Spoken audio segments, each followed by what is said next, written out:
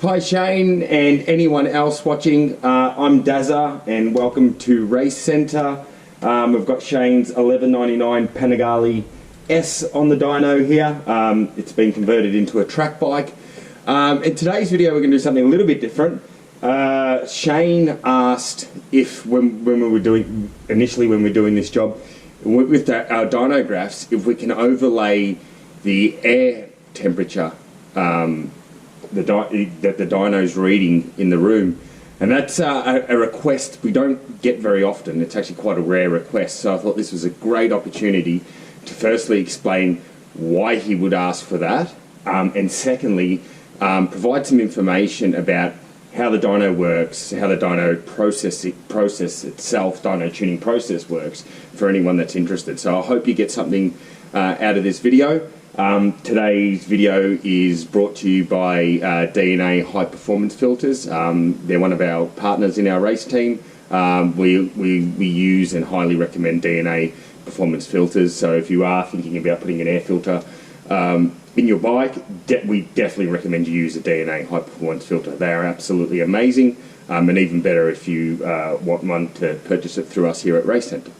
So on to the question that Shane had asked about whether we can overlay the air temperature. Firstly, with this dyno, our Dyno Tech by Dyno Dynamics dyno, absolutely love this thing, and we'll go into some of the reasons why. But in terms of air temperature, there's two lots of air temperature that this dyno is recording. Firstly, it's recording the ambient temperature in the room. It also records some other things like the humidity in the room as well. And you'll see this little green probe here. That records the inlet air temperature. So the idea of that is the air that the engine's seeing, or so if it's a ram air with the ram air connected here with the tube, the temperature of that air.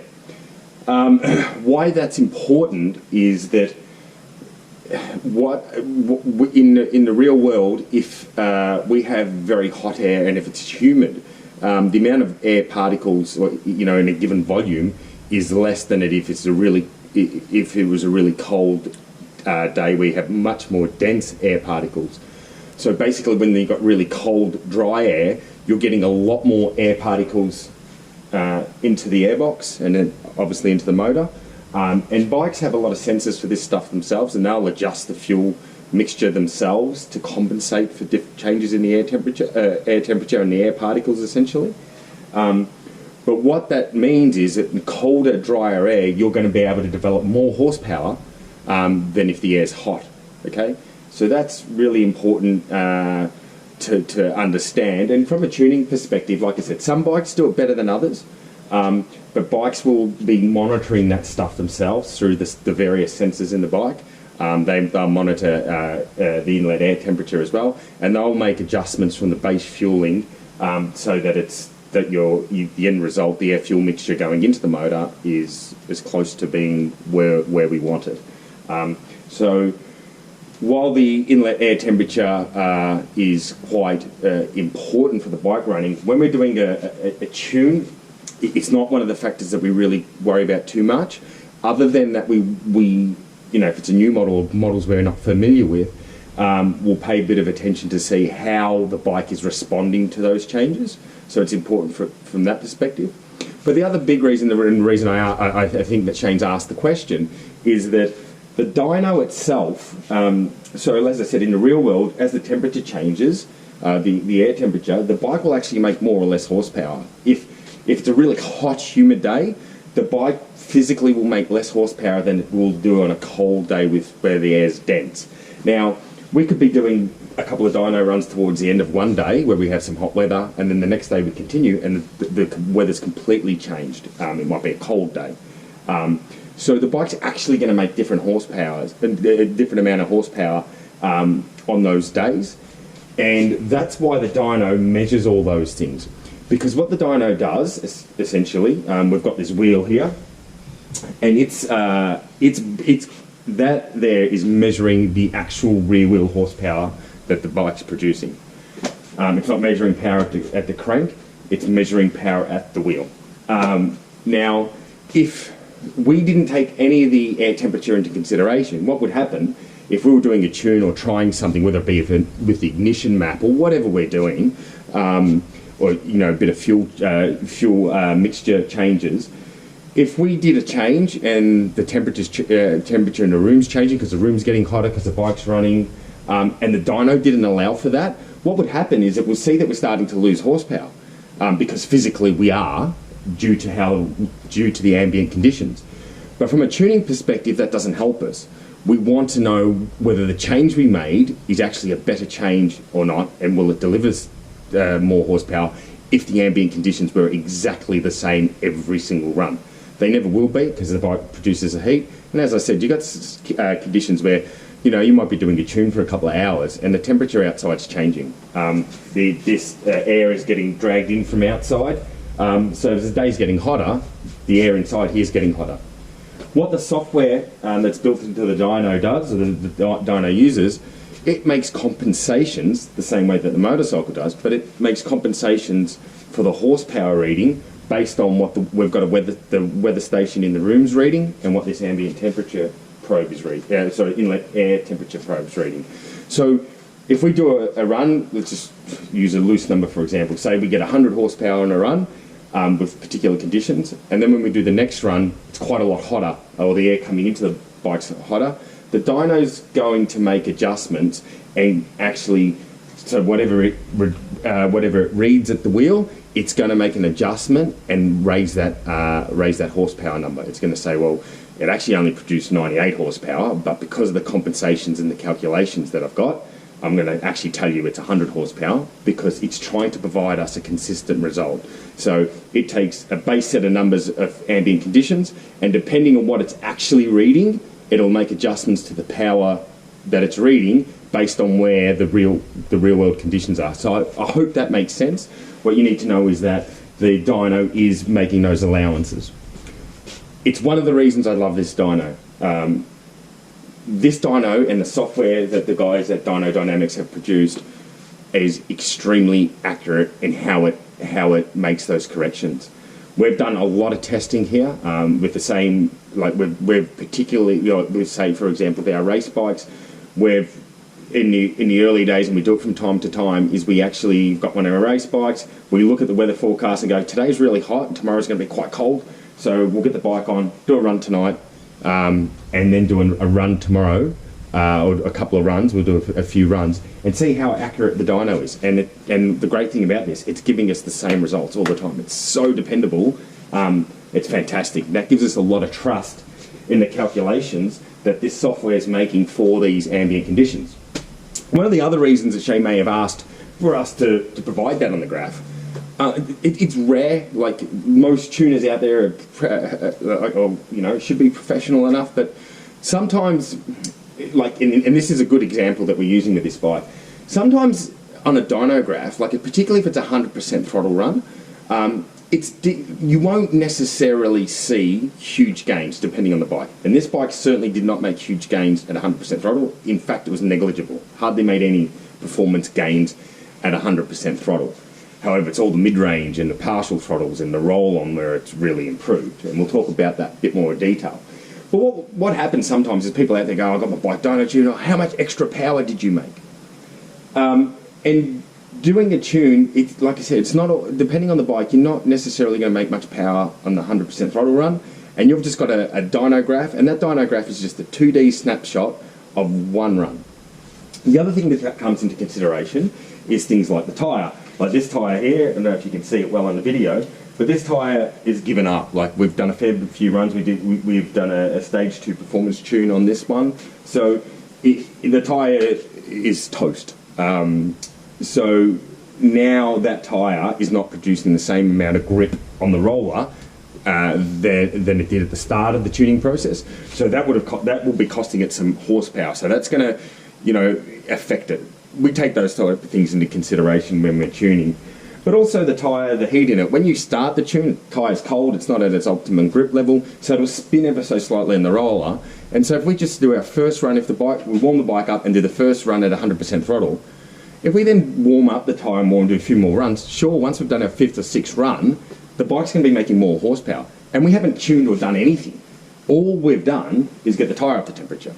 So when it comes to the dynoing, you've got to allow for those type of things. And I suspect that, you know, I'll use an example, and they are rare, and, you know, like, I'm not here to shit can anybody. But there was a customer a while ago that had I think it was either a 1098 or 1198, and they needed some work done on the dyno for us to check gearbox and so on.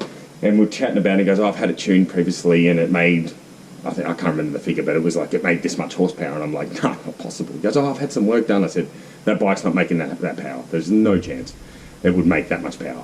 He's like, oh, I've got a dyno graph and whatever. I said, oh, okay. And then a few days later, he'd come in and showed me the dyno graph. And as soon as I saw it, I knew that business, and I was like, that's a fake graph. They've cheated the dyno. And so one of the reasons Shane may have been inquiring, one of his friends asked him to actually inquire about it, is that if I was to get this probe, and I actually did this as a test so I could show you in this video, if I took this probe and heated it up, like put it next to the engine on a run, it would say, so I think on the runs that I did, the air inlet temperature was about 25 degrees Celsius. And for the run that I did as an example, I got it up to 50 degrees, that probe. And those runs, and you've seen the timeline of the run, they're just a couple of minutes apart. There is no change to the bike, but I've run them and you'll see it makes significantly more power between the two runs, just because I heated up that probe. Like I said, it's rare, but sometimes, I don't know why, but I've seen cases where maybe the tuner is doing a trick like that to show you that they've made more power than they really have. Or like I said, if we were to go, that's the first run on the tire's cold, and then 5 runs later, here we've made 6 horsepower. The tire's a factor. What we do here at Race Centre, we try to give you real world gains, and sometimes the graph doesn't show it. We've had cases where we've tuned a bike, we know it's a lot faster, but by the time we got to the end of the tuning process, the tyre had given up. So doing a run between what we started with and what we ended up with horsepower wise, it's not doing the tune justice. It's actually, you know, it doesn't look like we've made any gains. We've had cases where the last run, when we're happy with the tune, is actually slightly less horsepower, like 1 or 2 less than what we had in the beginning, and that's just because the tire's given up. But your tuner should be able to factor all that in. If you're feeling like you need to ask about, oh, I want to see inlet air temperatures and all that sort of stuff, then you've got to question whether you trust your tuner enough or not. But you'll see from the graphs that example run that I did as a test for this video, you can see that not having those probes in the correct areas will affect the horsepower. And we're very, you know, we try to get that as close to the inlet air temperature. With some bikes that don't have ram air, you know, they'll have the airbox inlet towards the back here. We try and put that probe right at the front of the air intake, so that it's reading the air that the bike's seeing, because that's how the dyno's designed and the software's designed. It wants to know what's the air the bike's seeing, because as I said, as that air gets hotter, it's going to heat up. You know, the air going in the airbox is hotter. There's less air particles. The bike will actually make less power. But if you're using your sensors correctly, the dyno will adjust so that you're getting a stable figure. And as I said, so the dyno makes adjustments. It's reading the rear wheel horsepower, makes adjustments on top of that, so that you've got a consistent base that you can actually tune on. Because if we use the real number without the allowances, it will be changing all the time, and it's impossible to know if you're making decent changes with the tune. So the dyno, essentially, like I said, this thing's a bloody ripper. It measures the rear wheel power from the roller. The software also makes calculations to give us an estimated horsepower reading at the crank. The reason that's important is that the manufacturers produce their marketing data or specs on their bike, and they say, well, the bike makes 200 horsepower. A lot of the time they're talking about at the crank. They're not talking about at the rear wheel. We don't have the ability to measure the power at the crank, because we'd actually have to get rid of the drivetrain. We'd have to get rid of the drivetrain and the sprocket, and we'd have to mount it up to a dyno. Bike's assembled. We're not going to disassemble a bike to measure the horsepower at the crank. And the other thing is too, is we want to measure the power at the wheel. Even things like the different types of tyres used on the dyno can affect the horsepower reading. But what we're trying to do is, we've got a base case, we're trying to tune it, we're trying to make improvements. We're also trying to really make improvements to the rideability and the partial throttle pickup, and then the roll-on and the power delivery, more so than just the peak run. When we're talking about Yeah, so as I said, so with the dyno, it measures the horsepower. You can see a whole bunch of wires coming out here that we've got tapped into the ECU. What we're doing there, we're also logging the twist grip position, so what my hand's doing, and we're also logging what the throttle bodies themselves, the throttles in the throttle bodies are doing, in terms of getting that, being a ride-by-wire bike, getting that, getting the relationship between the twist grip and the actual throttles to be really linear. These things aren't too bad, but you'll see from some of the graphs that if we do a static throttle run, if I hold my hand steady, that the throttles are actually not completely linear, that as the revs rise, the throttles start to open more. We change that. We strongly believe, and the way we do our tunes, is that the throttle should be intuitive. It should feel like whatever you do, it does. Sure, we use the power modes to soften the power in some areas, like initially partial. We don't want it coming on abrupt and heaps of it, but it's completely linear. It should feel natural and linear. We find when there's bikes that have throttles that open by themselves as revs rise, it's not completely linear or predictable to ride. You'd be lower RPM, you've got a bit of throttle open, going, I actually want more, so you start opening more, but then as the revs start rising, because as you're opening your hand, the revs are rising as well, then all of a sudden, the throttles start opening more than you anticipated. So, and it can be abrupt and hard to predict. So we get rid of that, and that's what these guys are here for, so that we can be sure that we've got our nice linear throttle maps. So yeah, that's a little bit about how the dyno works. When you're thinking about power gains and dyno tuning, you really need to think about power in three-dimensional, not a two-dimension dyno graph. It's all about the power in 3D, if that makes sense. And what the three dimensions are is the throttle position, the RPM, and then the horsepower, or your power reading. So a lot of when you see a 2D graph of your dyno run, it's 2D. It's showing you RPM and it's showing you the power in power curve, but it's not taking into consideration the throttle position. The tuner might split up your dyno graph saying this is your 100% run, that's an 80% run, that's a 60, that's a 40. But building that 3D image is what's important, and that's what the tuner should be focused on, is because that's what you feel. And you feel as you roll on, you'll feel the power. A lot of people talk about mid-range or torque, and they ask, I want to see a torque graph rather than power graph because I want to see how much torque I've got. Torque and power are directly related. Torque is the ability to do the work. In a physics way, like torque is the ability to do the work, and power is the work that's been done. So they're actually directly related. If you make power gains, you will also make gains to the torque. The only real way you can do it through a good tune, you get the best out of all the mechanical components, i.e. how the airbox is set up. Like I mentioned earlier, DNA filters, like how good your air filter is, your exhaust system set up, and the engine build itself. They're the mechanical components, and a dyno tune or a fuel tune, even with ignition, what you're doing is trying to get the best out of the mechanical components that you have. If you want to change the real torque characteristics of a motorcycle, you have to actually start to either have a different exhaust design or different valve timing or some head work and all that type of stuff, different inlet trumpets or velocity stacks. They'll affect the actual the torque characteristics, which we call the shape of the curve, if you like, how the relationship of how the bike makes the power. You'll see with this 1199 and this whole vintage of Ducatis, they actually make their power right at the top. Like, I'm not the biggest fan of their power curve on them. They're quite, for V-twin, you think torquey, strong motor. They're actually, they're not that torquey. They've got not a heap of power down low, and then they build as they go. The reason that we call a motor torquey when it's got that low down grunt is because the power is a calculation that is done, so the work that is done is a relationship between two things. The torque, or the ability, the torque is like the strength. If you've got a breaker bar, is how much strength you have in your arm. That's torque, it's the strength of muscle. And power is the work you're doing, so it's how much strength you're applying and how fast you're applying it. So that's where RPM comes in. So when we say torquey motor, something that's got a lot of power, like a lot of strength, a lot of torque, it doesn't need a lot of revs. You can just have low revs and it starts going.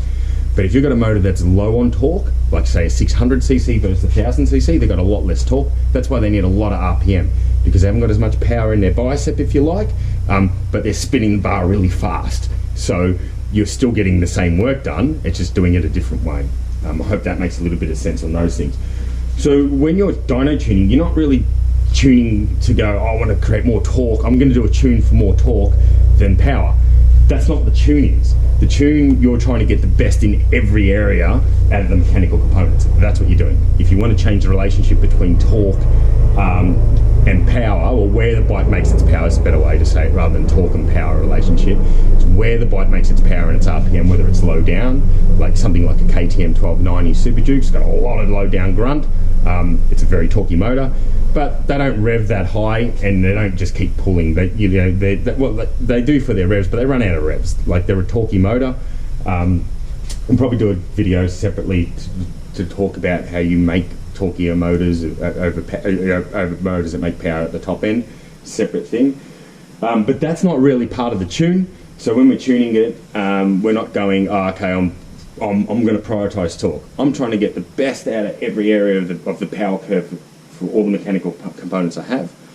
But as a rider, what Shane will feel when he gets on this bike, he may feel like we've put more torque into it.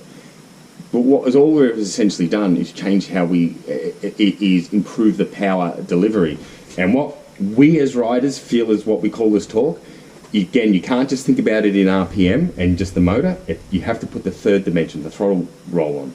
So if we make really strong improvements at 10% throttle, 20% throttle, 30% throttle, right, and then we make compensations for then when you're rolling it on, you will feel like, oh wow, this has got a lot more low down grunt than it used to have. It's just because it's fueled and tuned properly in those smaller throttle positions that it previously wasn't.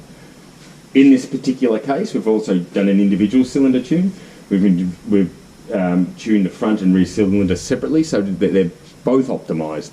Like in an inline four Japanese bike, you don't need to do that. They're all pretty good as they are, so you can just do a trim tune over the top and tune them all the same.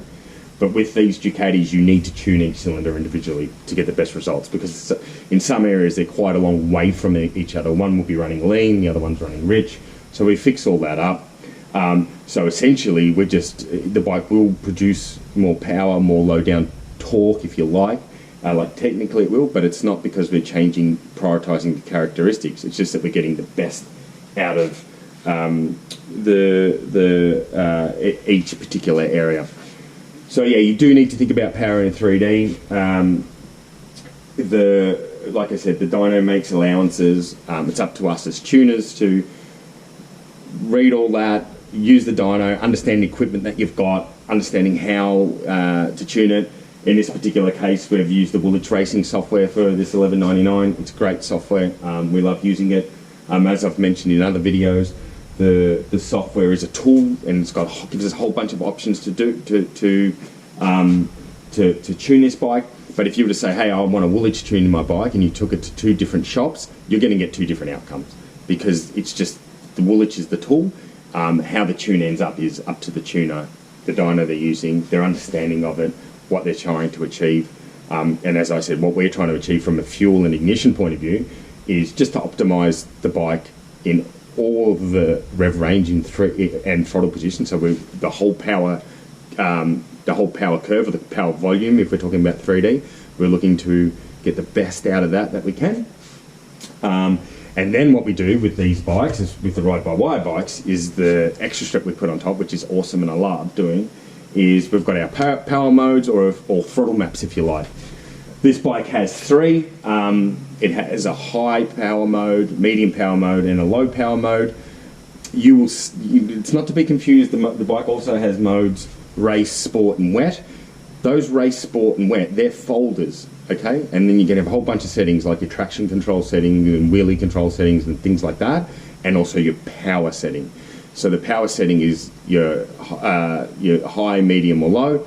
And you could, if you wanted, you could put the same power mode in each of those folders. So you could have race has high power mode, sport has high power mode, and wet has high power mode, if you wanted. What we've done is race has the high power mode, sport has the medium power mode, and wet has the low power mode. We have changed them over standard. What we're doing is just trying to make that throttle smoother. You know, we're doing the first 20% of throttle to be nice and smooth. It is a little bit restricted, but consistent through the rev range.